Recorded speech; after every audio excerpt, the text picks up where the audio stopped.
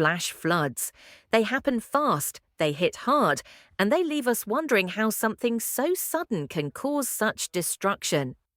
On December 8, 2024, Putrajaya, Malaysia, experienced a flash flood that quickly went from a downpour to a crisis.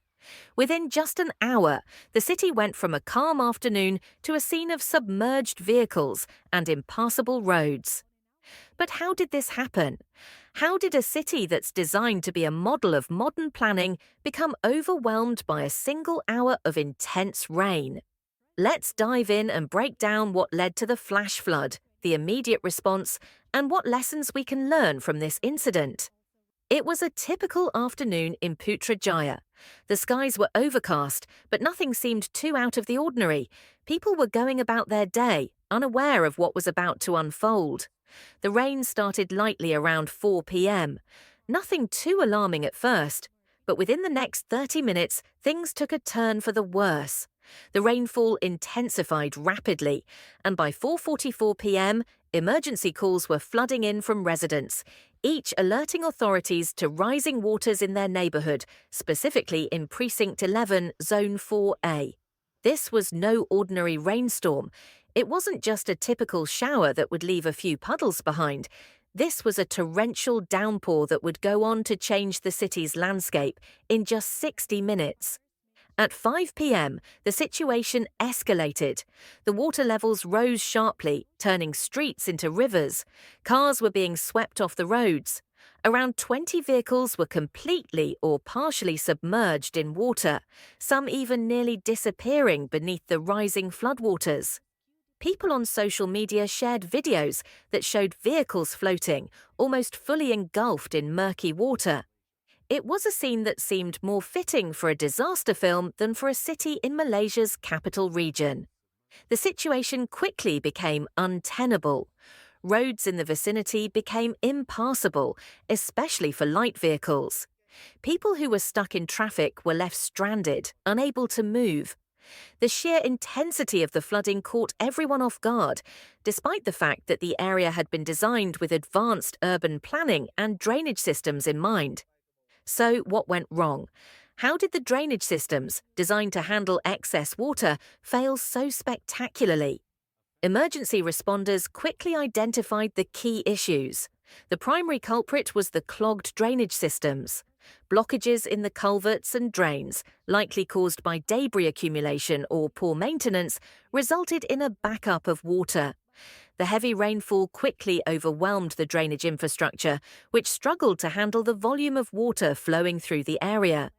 Another significant factor contributing to the flooding was the area's proximity to Sungai Anak Gajah, a river that, during heavy rain, caused water from upstream to flow rapidly into the lower areas, exacerbating the already intense rainfall. The flash flood was a combination of excessive rain, blocked drains, and the geographical layout of the area.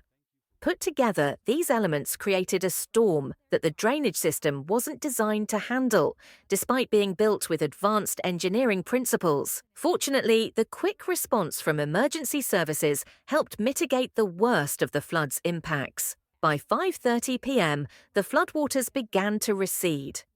Firefighters from the Putrajaya Federal Territory Fire and Rescue Department were on the scene, working tirelessly to clear blocked drains and divert the excess water to safer locations. A team of 13 firefighters, equipped with 2 fire engines, worked non-stop to restore the flow of water. Their efforts were crucial in reducing the severity of the flooding and ensuring that the water didn't cause further damage to homes or businesses. The director of the Fire and Rescue Department, Abdul Manaf Che Isa, confirmed that monitoring was continuously carried out via CCTV systems in collaboration with the Putrajaya Command Centre.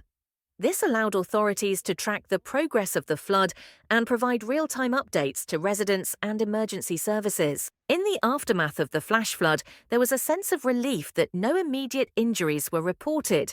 However, the damage to property was significant. The submerged vehicles, many of which were in residential areas, had to be towed away, and the affected families faced financial strain due to the damage. To help ease the burden, Dr. Zaliha Mustafa, Minister in the Prime Minister's Department, Federal Territories, announced that each vehicle owner would receive 1,000 ringgit, roughly $220, in financial assistance. This financial aid was intended to help residents recover from their losses, even if it didn't fully compensate for the damage done. Additionally, the government proposed plans to establish an interim parking lot with the capacity to accommodate about 200 vehicles, providing some relief for those whose parking spaces were rendered inaccessible or damaged during the flood. While the government and emergency services acted swiftly, the flash flood highlighted serious concerns about the infrastructure in Putrajaya. This wasn't an isolated incident. The extreme rainfall was a symptom of broader issues that have been brewing for years. The design of the culvert system, which was supposed to effectively manage water flow, had failed under these exceptional weather conditions. To prevent such an event from recurring, Dr. Zaliha proposed several long-term solutions. First, a comprehensive review of existing drainage infrastructure will be conducted in collaboration with the Department of Irrigation and Drainage, DID. The aim is to improve the resilience of drainage systems and ensure that they can handle extreme weather events in the future. Second, the government plans to implement advanced technologies to monitor water levels in real time. An Internet of Things (IoT) system will allow authorities to track the flow of water and respond more quickly to potential flooding. This system will provide early warnings to residents and help emergency services take preemptive actions to avoid widespread damage. Finally, Dr. Zaliha discussed the potential for introducing more innovative urban planning concepts, such as sponge cities. This approach would involve designing cities to absorb and manage rainwater more effectively, reducing the risk of flash floods. It's an ambitious idea, but one that could be crucial in adapting to the changing climate and unpredictable weather patterns. The flood in Putrajaya didn't just spark a government response, it also ignited a conversation among residents and social media users about flood preparedness and infrastructure resilience.